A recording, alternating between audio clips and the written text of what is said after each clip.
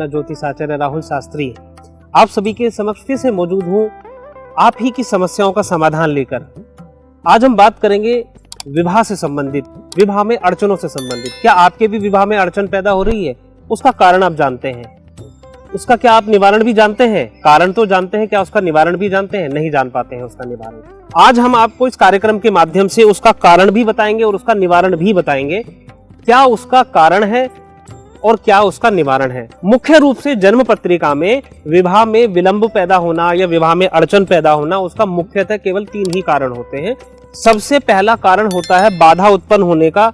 अगर आपकी जन्म पत्रिका में जो 2 शुभ ग्रह हैं, गुरु और शुक्र, पुरुष की कुंडली में शुक्र और स्त्री की कुंडली में यदि देवगुरु बृहस्पति अगर कहीं ना कहीं पीड़ित हैं, तो निश्चित तौर पर उनके विवाह में अड़चनें आएंगी।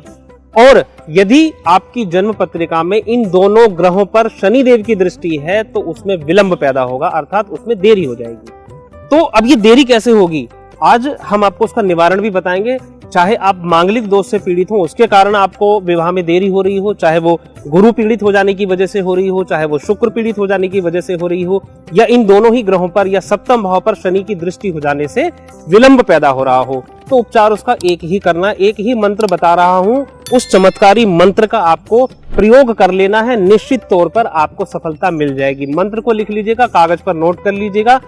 ओम सृष्टिकर्ता मम विवाह कुरु कुरु स्वाहा। यहाँ पर जो मैंने मम स्थान जहां पर लिया है वहां पर आपको अपना नाम लेना है। दोबारा से मंत्र दोहरा देता हूं, ओम सृष्टिकर्ता मम विवाह कुरु कुरु स्वाहा। इस मंत्र की एक माला आपको प्रत्येक दिन करनी है। 27 दिन का ये उपाय मैं आपको बता रहा हूं। 27 डेज आपको ये उपाय करना है लगातार, बिना रुकावट के, बिना रुके।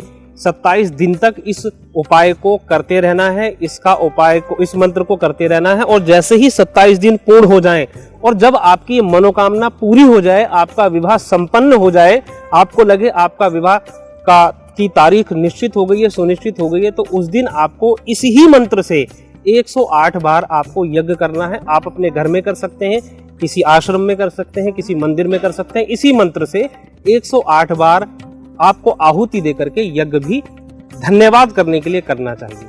तो मिलेंगे इसी तरह की आगे जानकारियों में, अगली वीडियोस में। तब तक के लिए अपना ध्यान रखें। जय श्री राधे।